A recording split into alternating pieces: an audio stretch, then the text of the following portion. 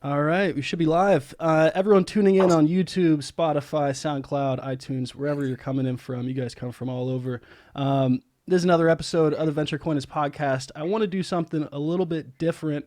We've had on a pretty big trading focus with some of the last episodes, but one thing that I think is so important, especially for new people coming into this space or people that are a little bit more passive or should be more passive, is to be thinking about how it probably fits into your longer term goals.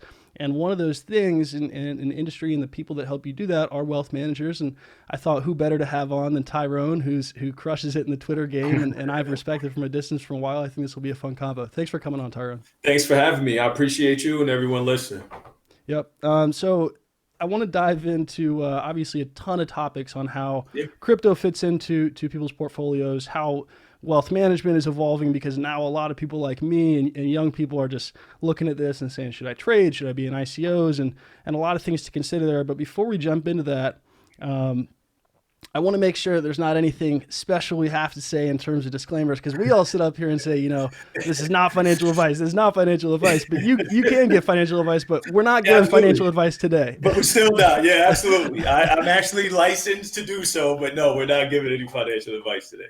Okay, cool. Good stuff. DM separately for that. Okay, cool. It's funny, the disclaimers that get thrown out, but with people that are obviously giving financial advice on Twitter, on YouTube, you see it everywhere, and then this is not financial advice, but exactly. Exactly. So I have to say it. All right, cool. I was watching your Periscope last night. Did you wake up at 4 a.m. today, get that workout in? I tried. I did, yeah, man. Yeah. Yeah, I did. It's so routine now. So it's not like one of those things I throw out there as a life hack. For me, it's just, the normal way to get the day started. And I've learned a long time ago that somewhere between like 4 and 7 on Twitter, like you can get really, really smart just catching up on stuff from the day before and, news dropping early, especially now with crypto. I used to do that with stock, but with crypto now being 24/7, it's good to get up that early and get the news day started. I'm with you. So you do the workout at 4 a.m., I think you were saying, and then on Periscope, because you're always trying all these new types of media, which I can really respect. I'm always trying new angles here, and people are always sharing in new ways, especially in crypto. But you were doing the workout at 4 a.m. to get your day started and catch up, and then you have the walk. I kind of did the opposite for a while. I would just kind of get out and want to walk at like 5. If I woke up early, I could never make my body go lift. But I could go walk. Like instead of going to the gas station or going to a restaurant or going whatever to get breakfast. When I still lived in SF, I would just walk around here. So as long as you get it in, no matter when it is, 30-minute walk a day, man, is free jewelry. Yeah, exactly. We'll hit on the free jewelry in a little bit. Absolutely. How I want to start this, a lot of people ask, how'd you get into crypto? And I think that's such a generic question that gets thrown around on podcasts. I always try to put a twist on it. And with you come from a wealth management background, so obviously you're already thinking about these financial topics and people that are investing, but was it a personal interest that got you into crypto, or was it that you had clients that were just in it and you said, I got to figure this out. I got to tackle this. How did you kind of get here? It's a little like that, but that's a really good question. So for me, I always tell people I was drawn to this space through the lens of fintech. So I'd always been a fan of financial technology and how wealth management was getting disrupted. So when I heard about crypto, I was at Merrill Lynch, and I was starting to see how our business was changing just on the peripheral, nothing really deep. And I had a friend of mine, 2015, was a Ruby developer. He was always he was the one making our fake IDs when we were in high school, like always tinkering with computers and stuff. And he's like, oh, this Bitcoin stuff. I'm like, it's fake money, man. I don't stop. So he was just beat me up on it. So he's like, all right. One day he's like, download this app. I'm like, all right, whatever. I'll do it. And it was Bread Wallet. And he was like, I'm going to send you some, and then I want you to send it to someone else. And he got us all together, and we did it. And then at that moment, I was like, oh, this is different, right? Because if you look at our business, its settlement is 3 days, right? And, T+3, T+2 now, but, a client would sell a stock, and then 3 days later, the money settles, and then you can send them the money. So I'm like, wait, this is different. So then he went a step further, and he put me in a Facebook group chat with some of the smartest people, right? Like you, right? And a bunch of guys in there trading, and it's computer science and engineers, whatever. And I'm looking at this, I have nothing to add.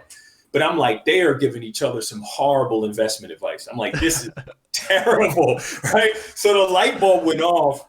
So again, I still hadn't bought any because I was still reading about it. So he took me through the Bitcoin white paper and explained it to me. And I'm like, all right, I kind of get the electronic, peer-to-peer cash part. I get that part because again, you at that time, you get your Venmos of the world and things like that. So I'm like, all right, I kind of get it. And then finally, in 2016 now, I started to work with younger clients, right? Startup founders, things like that. And they all owned it. Mm-hmm. So I was like, okay, all right, I got to get up to speed here. And that's kind of how it works. And people there's always, two lives in crypto, right? When you heard about it and then when you bought. And I got in, in 16, end of 15, 16, right before the crazy run up.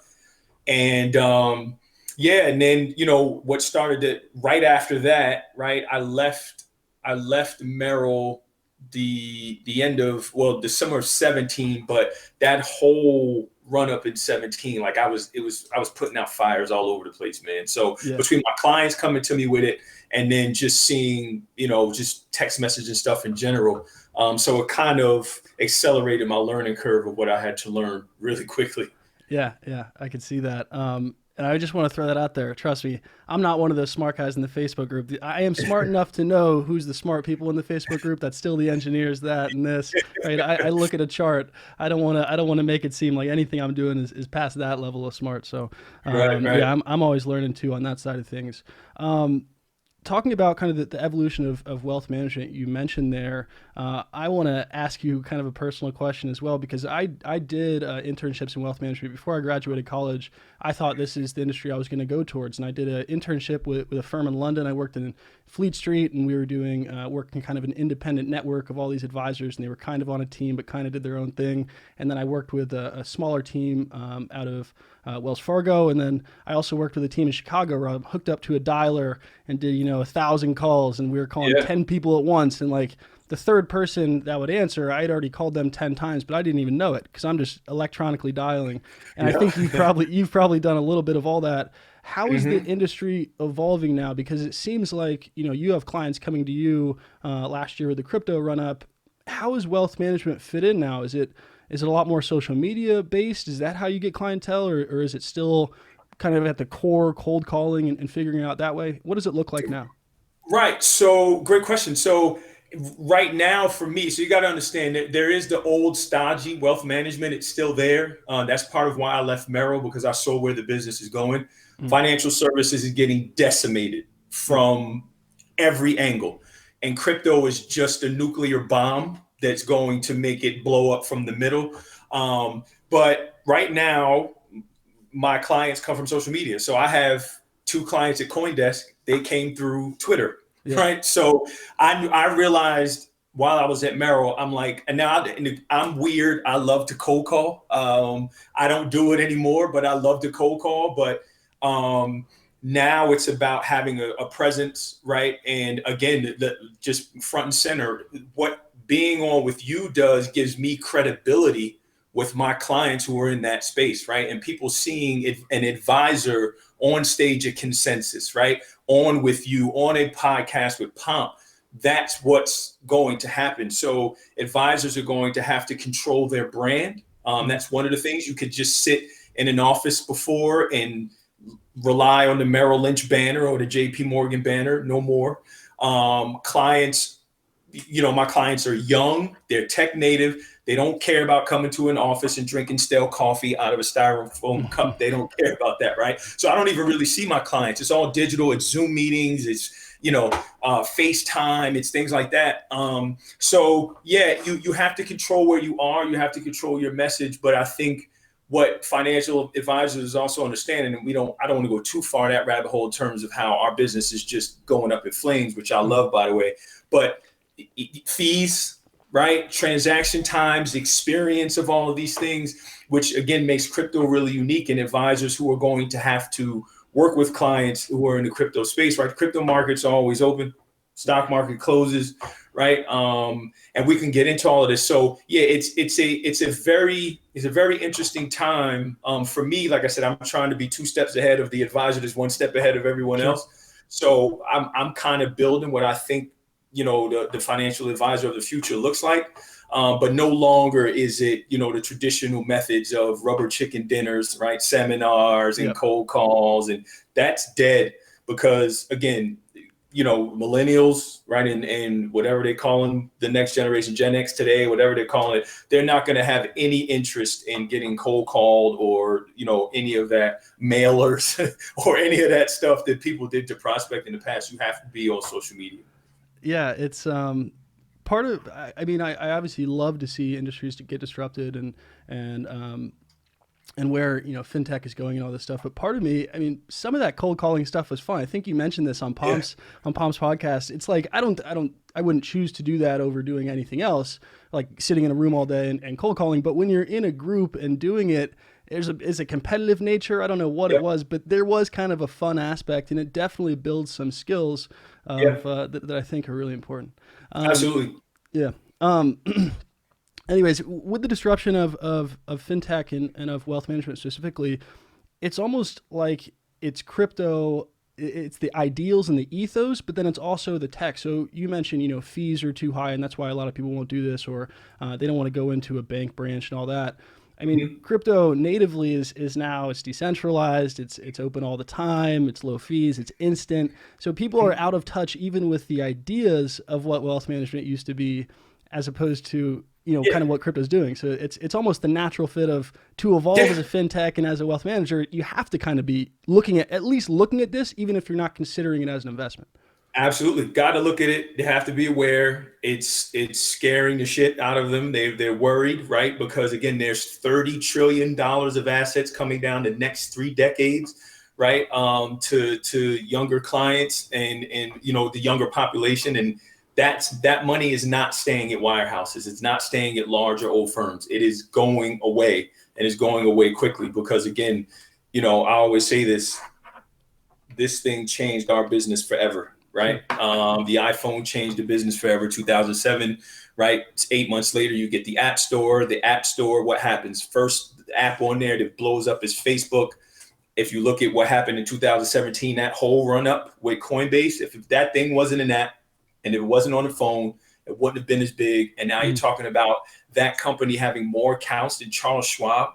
It's yeah. crazy. Yeah. So you putting all that in perspective, you realize that our business has been getting blown up for a while, right? We're 12 years in now, and not to mention what I left out there was right 2008, right? 2009, the crisis, but also the Bitcoin white paper and all of those things. So that 3 year time frame was the indication that financial services were going to be changed forever as we knew it.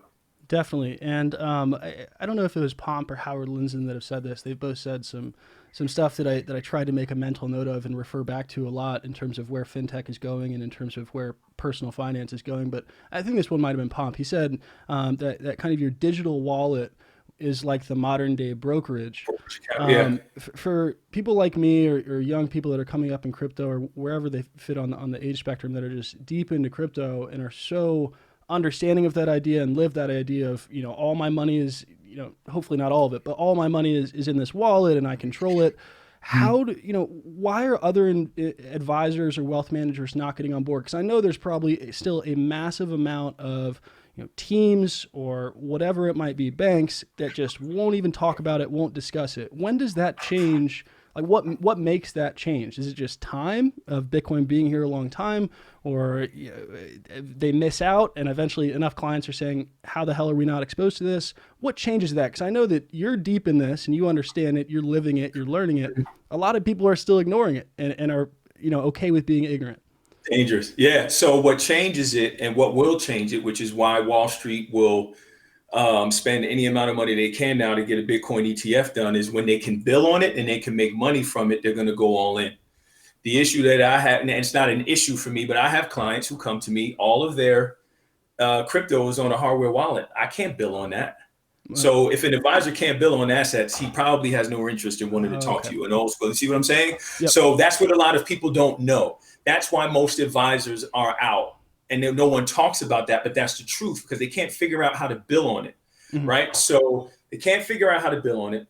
They don't really understand it, right? It's still they're still in the whole Bitcoin, blockchain, not Not Bitcoin Bitcoin. Yep. phase, or trying to figure that out, right? And also, I think that the last piece of it is there is a compliance issue from the standpoint of, okay, well, what is it? It's property.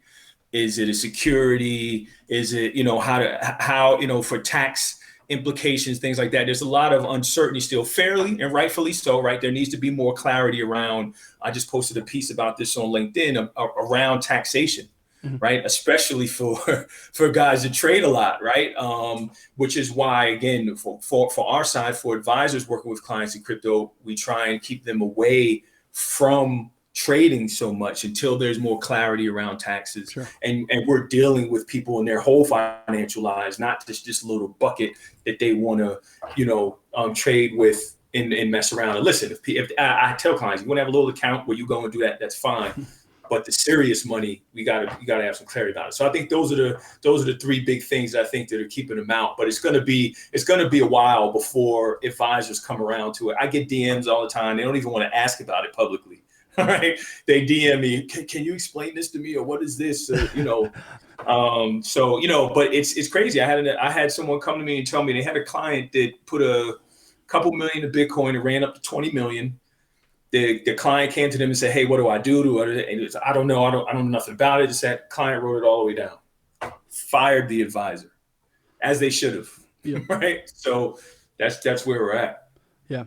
I think, just even being educated on it or being willing to discuss and talk about the risks or, the potential, just even being able to dive in there where I think so many advisors, just from my circle of people that still work in that industry or people that I worked for, I still see what they're putting out. And it's just, it's just keep that away from me. I don't know. I don't want to talk about it. I'll talk about anything but Bitcoin. So it's funny that as that kind of creeps into discussion, I think it's inevitable.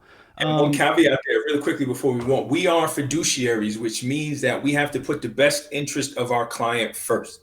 Sure. And that means all things. So that means if a client comes to you and asks you about the merits of investing in horse poop, you have to have some thesis around that, yes or no, to give that client advice. That's our responsibility. So I always, and that's why I always say on my Twitter page, I'm not here to convince you.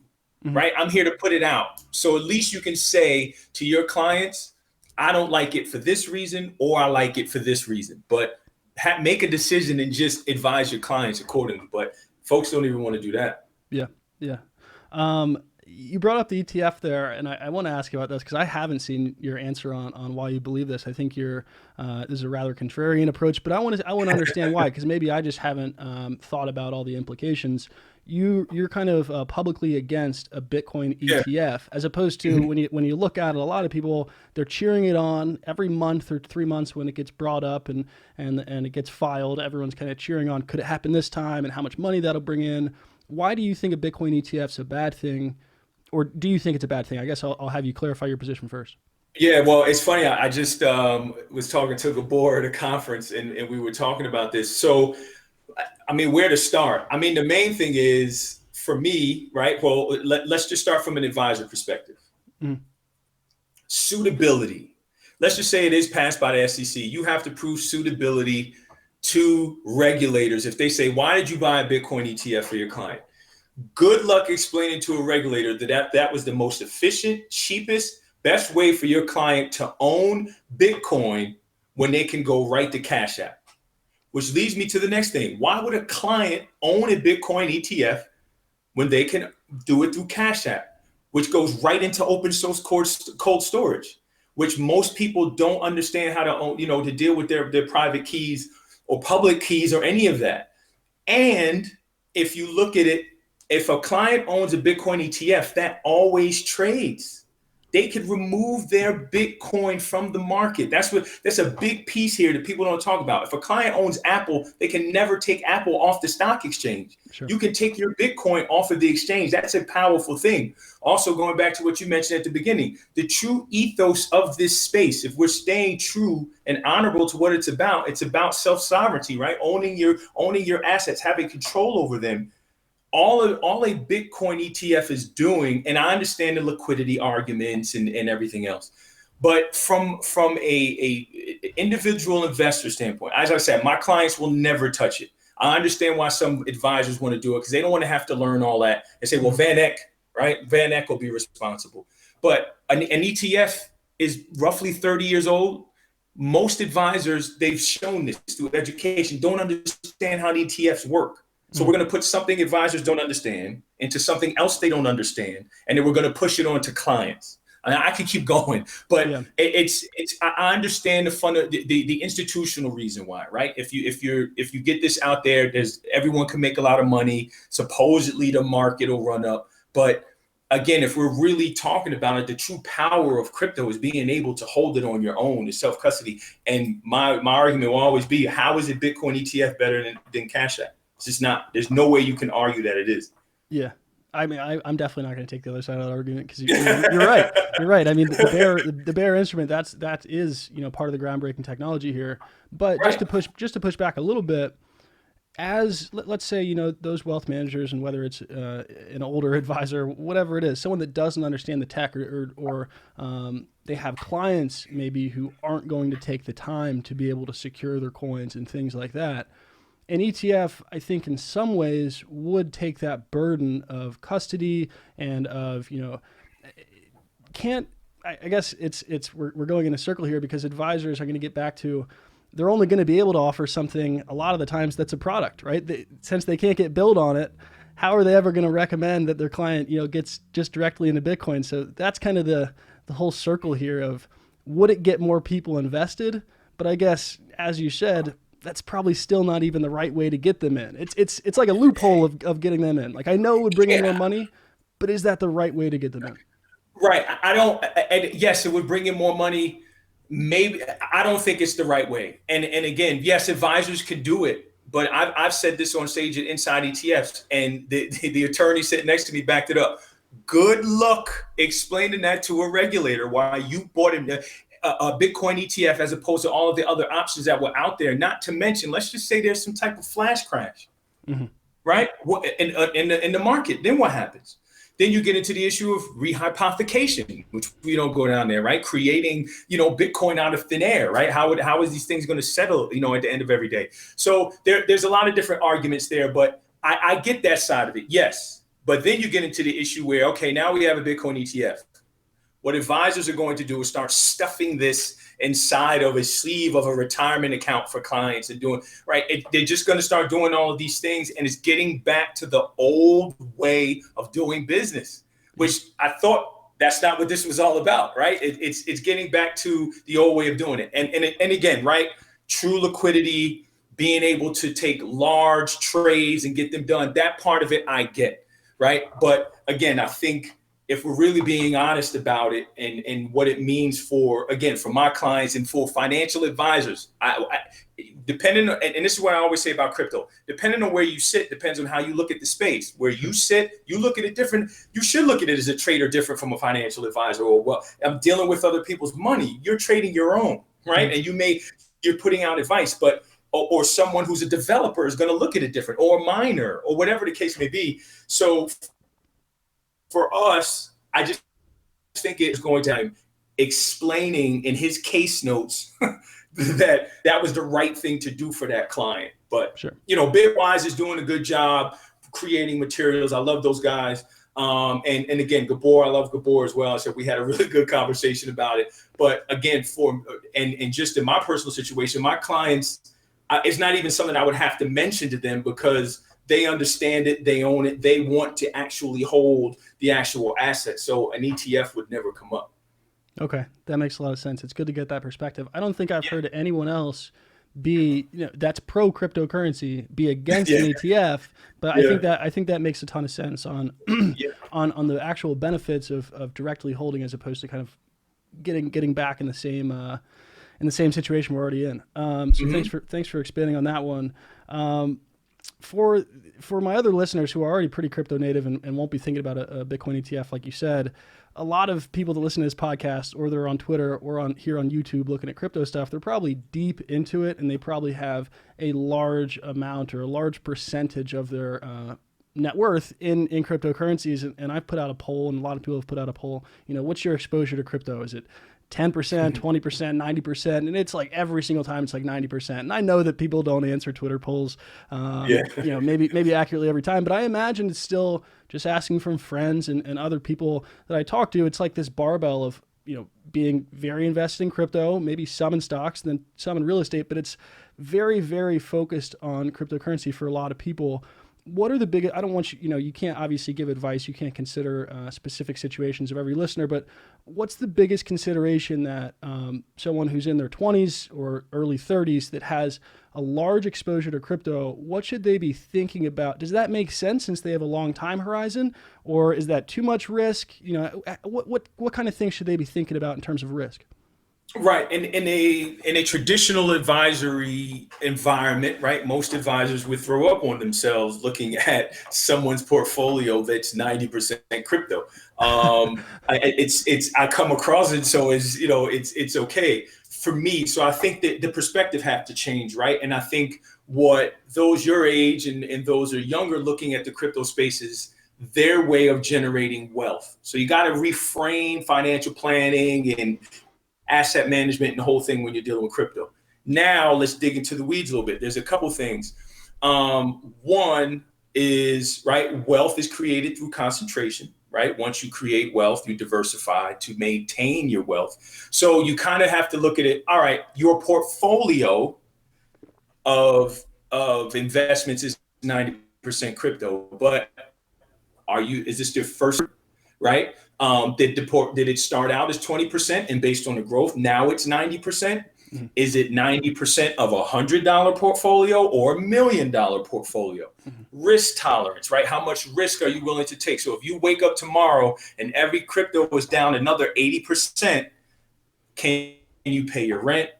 Can you get to work? These things are important. And what I try and get, my clients to do and get people to understand, that's okay if that's the makeup of your portfolio, so long as you have the other financial aspects of your life together. A savings bucket, right? And your savings could be in DAI, it could be in Tether, it could be whatever, but you have a bucket there that's saved, that you're putting money into. You have other investments that you may have. Even small slivers, right? Because I have clients who work at traditional companies that own crypto, and then they have a 401k or whatever. So that's their way of kind of diversifying away some of that risk.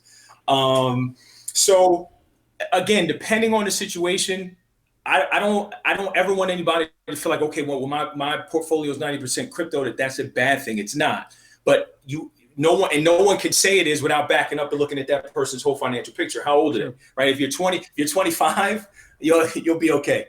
And anyone who's telling you wouldn't be okay didn't do stupid things with their money at 25, as we all did, right? So it's and it probably and again, so long as you can justify, okay, well, because again, what you see is you see portfolios and like, okay, well, why do you have so much money in IOTA? Explain that to me, yep. Right? Now some people say, okay, well, I'm just trading alts to get more Bitcoin. All right. Again, just having an investment thesis. But if it's just there to be there, that's a problem. But I don't want anybody watching this to feel like that percentage of your portfolio is a bad thing. Because again, also on the flip side, if it's 10% of your portfolio right now, we get another market run. But you just have to understand taking profits, as you talk about, right? Knowing when to take profits, knowing when to, to double down and knowing when to step away, right? So that's kind of how I approach it. And then just make sure, I try and take a step back and say, well, let's look at your whole financial life. And then how does crypto fit into that? But I think one of the things that financial advisors are seeing, we'll all see that advisors are going to start to see more portfolios from younger clients. There's just a lot of crypto security tokens, ICOs, IEOs, whatever. That's just what the deal is going to look like. That and marijuana stocks.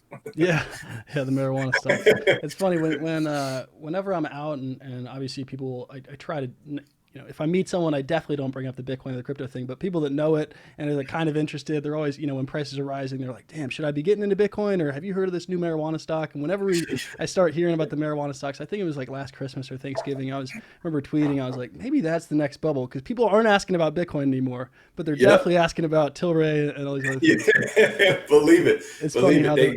the they momentum move in chase. lockstep. Yep. They've been locked up. The momos.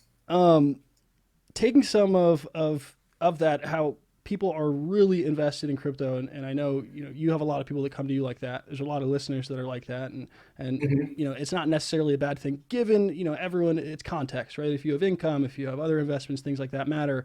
But another trend that's happening, and I don't know if this is being kind of what's the word here? I don't know if it's because of crypto and this is bringing it even to more light, or it's just because of social and people are talking more about fintech and trading and stuff. But it seems like people are willing to take more bets and be more active in their investments. So with crypto, it's people that are here looking at investing in certain coins. They're looking at an ICO and trying to take kind of venture style bets. And people are on Twitter or stock twits or whatever it is, and they're saying, I like Google, I like Amazon. Should young people be doing that as you're building? What's kind of your view on that? Should people, as crypto is just natively more active, it's new and you have to be researching and looking at coins, a lot of the traditional knowledge or advice on stocks is, put your money in an index, let it grow, don't play with it, don't be trying to time things. Should people even be trying to do that with crypto, or should they really just kind of take a more passive approach? Throw some money in Bitcoin, pick one or two coins you have a thesis on, let it sit. That's it right there. In my opinion, this is just my opinion. Sure. I think you because here's the thing, there's so many coins. How many could you have a really good investment thesis on, right? So I think you have a small amount, and I think you put your assets there, you put your money there, and you just kind of let it ride. Now to that point, right? I think what's happening now is a lot of crypto investors, again, as I mentioned before, it's their first investment.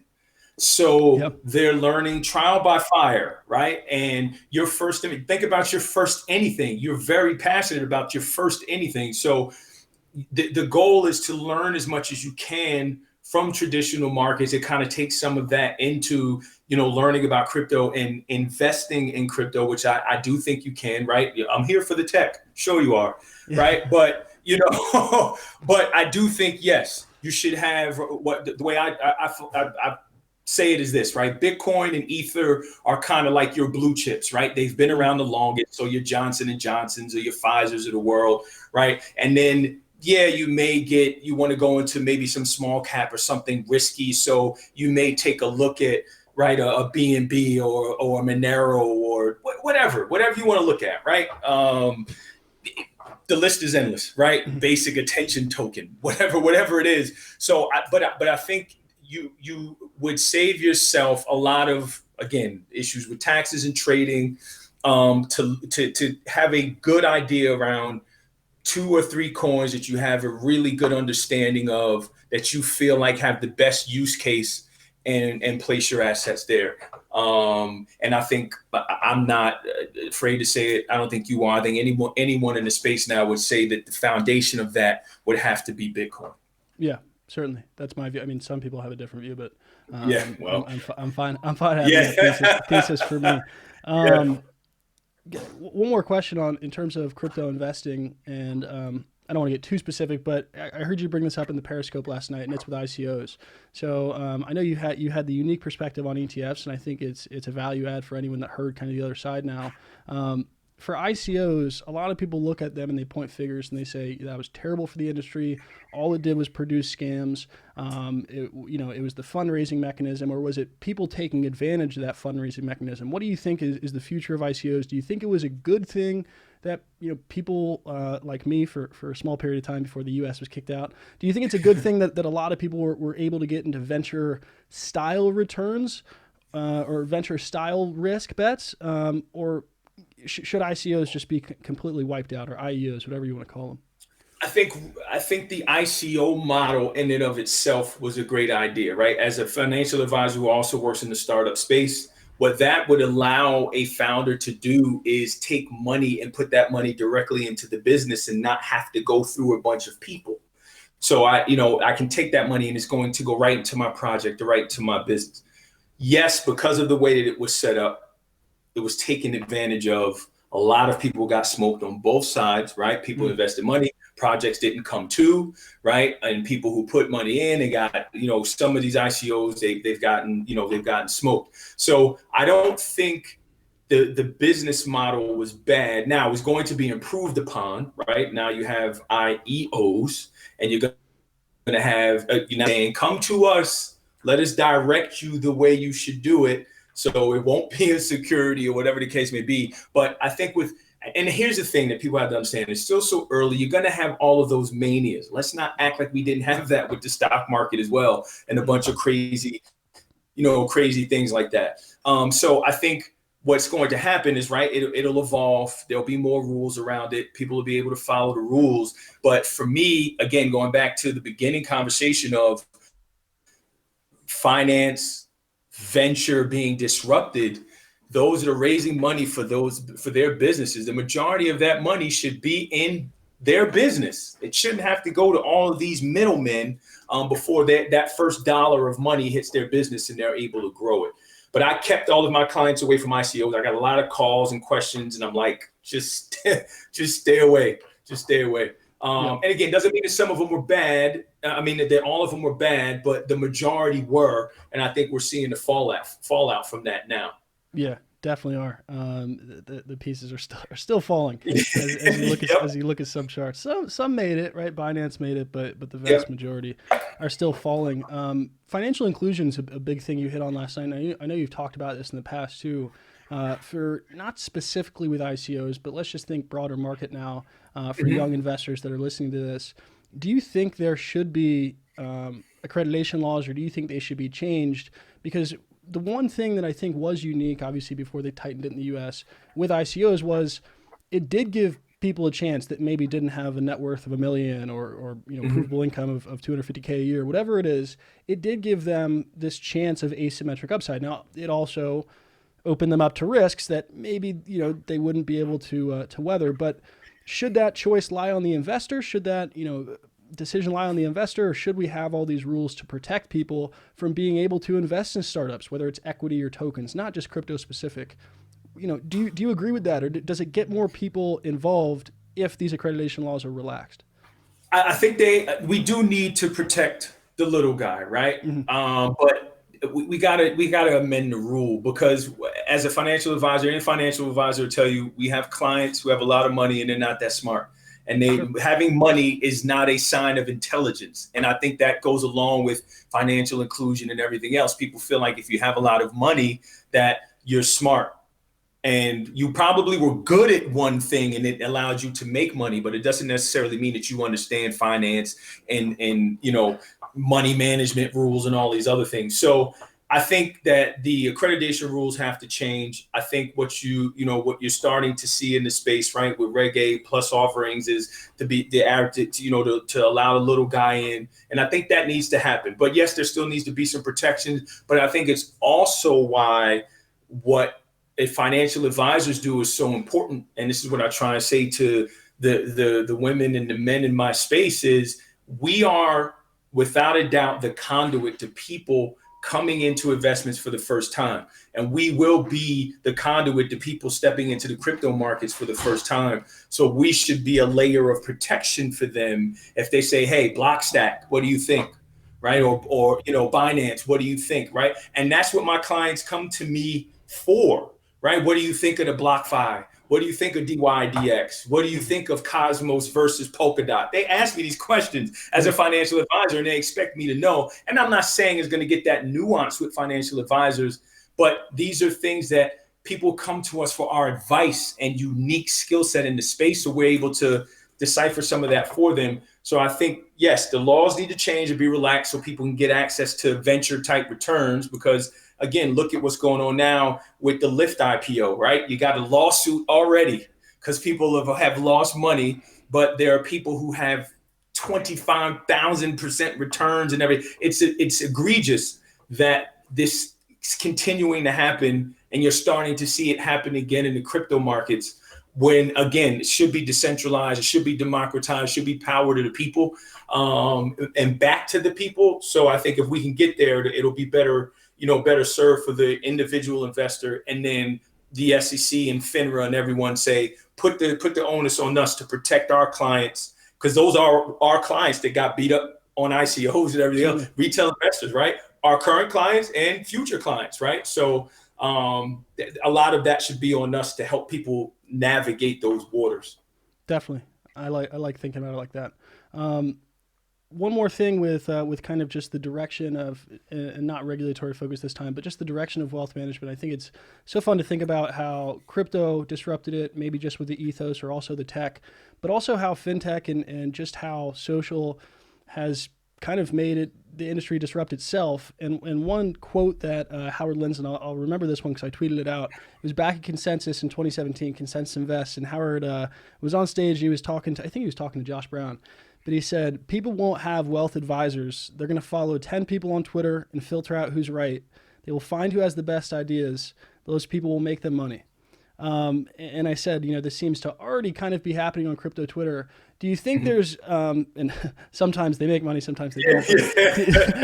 Right. Do you think, I was going to say there's a small group who would agree and there's a small group who say, yeah, well, what the hell are you talking about? But do you think that happens where we do get to, if someone's wallet is their brokerage and they're just, betting on stocks, or they're on Robinhood and they're on, whatever it is, they're on their ledger. Do you think we get to an area where the fintech industry continues to disrupt itself and wealth managers aren't needed at all, and the industry just kind of explodes? Or were there, what gap do you see yourself always filling 5, 10, 20 years down the road? What are kind of the challenges that I think tech won't ever be able to take over? What's the value add when someone comes to you and they think, I have this stuff figured out, I don't need an advisor? Why do people like me, like young listeners, whoever it is, why do they need to consider having an advisor? Awesome question. So yeah, it's funny, and I don't want to waste time on this, but Howard Lindzen is literally why I'm here talking to you. I had a chance meeting with him, and he was like, double down on startups and crypto and watch what happened. The advice changed my life, but we could talk about that at another time. But that is it. That is the free jewelry, right? The $1 million question. And here's why. 2018, the market comes down 80%, right? 85% from the highs. Not one text, email, call from my clients.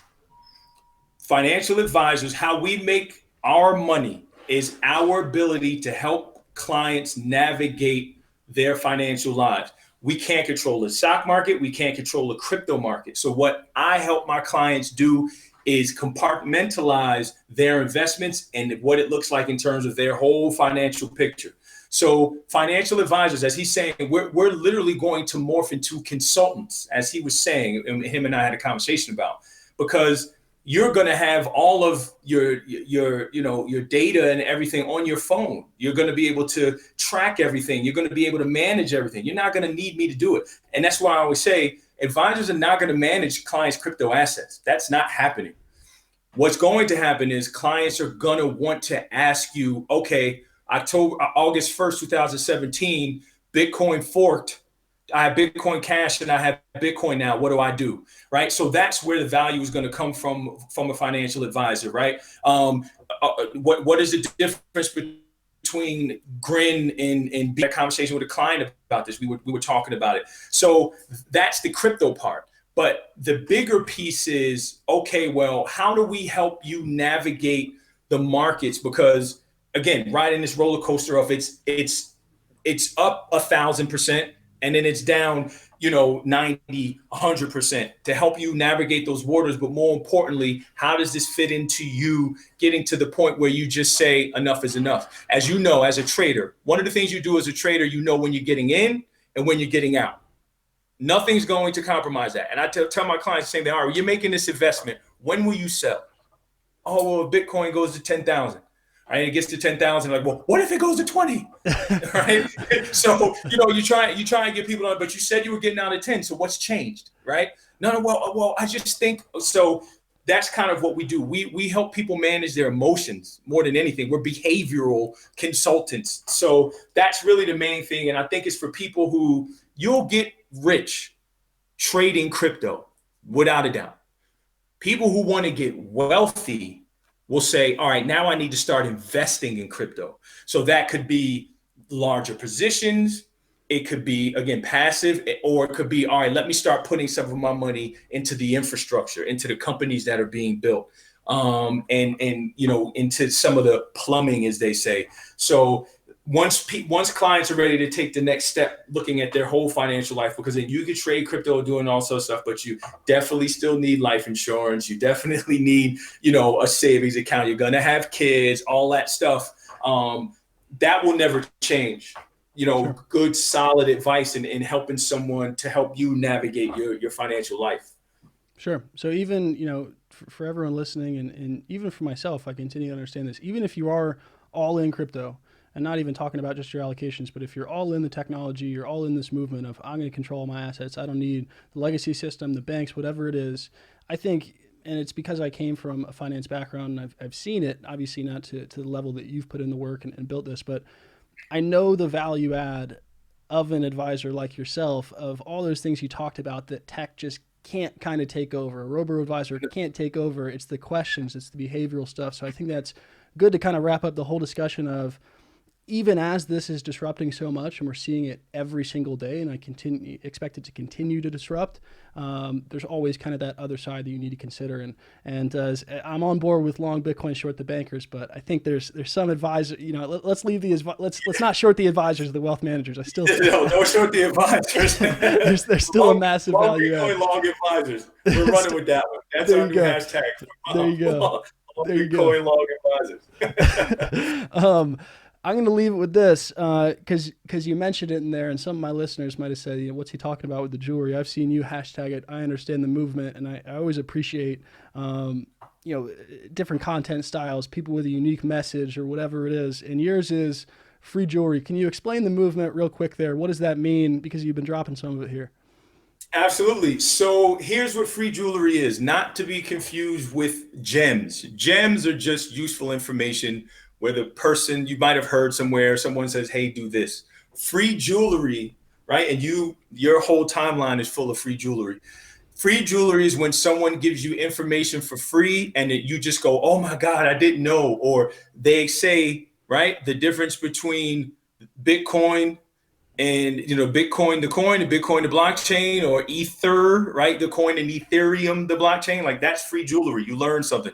So I just throw free jewelry out, and it's for the people. There's no copyright. It's for people to learn. And I think anytime you're giving people information that can help them further their lives, right? Well, I did a video and I was letting folks know the wash sell rule, right? Of how it applies to Bitcoin. Sell your Bitcoin for a loss, take the loss, buy it right back. There's no wash sell rule with crypto. That's free jewelry. A lot of things you didn't know. So whenever someone gives you something that you didn't know, and you're like, oh my God, that's how you know they just dropped some free jewelry in your pocket. There it is, right there, the free jewelry for everyone listening. Tyrone Ross, Absolutely. thank you so much for coming on. I know this is a massive value add. I always want to kind of give the other perspective of investing, because the vast majority of what a lot of people should be doing isn't trading, and even me, who I trade every single day, I understand there has to be a side. You have to be thinking long term. You have to be thinking about how this fits in with your entire life, even if you are all in crypto with what you're doing. I think it's so important, the value that you bring to people with your content, with the positivity, with everything. So thank you so much for coming on, man. This was a lot of fun. Yeah. Yeah. So real quick, let me not go without saying this. First thing is, thank you. I appreciate you sharing your platform with me. You have a very large platform. You got really, really smart people on. So thank you for making time for me. Second thing is, I was super stoked when I saw you were following me, because I'm like, all right, right. But and the last piece is this, right? What it means for you to lend your platform to me as an advisor, right? We're not looked at in the highest regard, period. But especially in the crypto space, I think not only is it helpful to me, but I think it'd be helpful to your audience to at least for them to say, you know what, there are guys out there who understand the space, who understand me. And I'm truly, truly grateful for that, for you making the time. And yeah, look forward to returning the favor soon. 100%. You already have, man. You already have tenfold. For everyone that wants to follow Awesome. and get the free jewelry, get the info. If you are interested in any of the things we talked about, this is what Tyrone pushes out all day on Twitter, Periscope, all these things. He tries a lot of new things. I like it. So his link, Twitter, everything is down below. If you're listening on iTunes, flip on over to YouTube, wherever you have to go. His Twitter's down below. There's a Breaker Mag article down below, which I think is so cool because it looks about advisors that are unprepared, deer in headlights versus someone like him who's deep in the space and learning. So thank you so much once again. I can't say it enough. Appreciate it. Awesome. So grateful, man. Thank you. I appreciate you.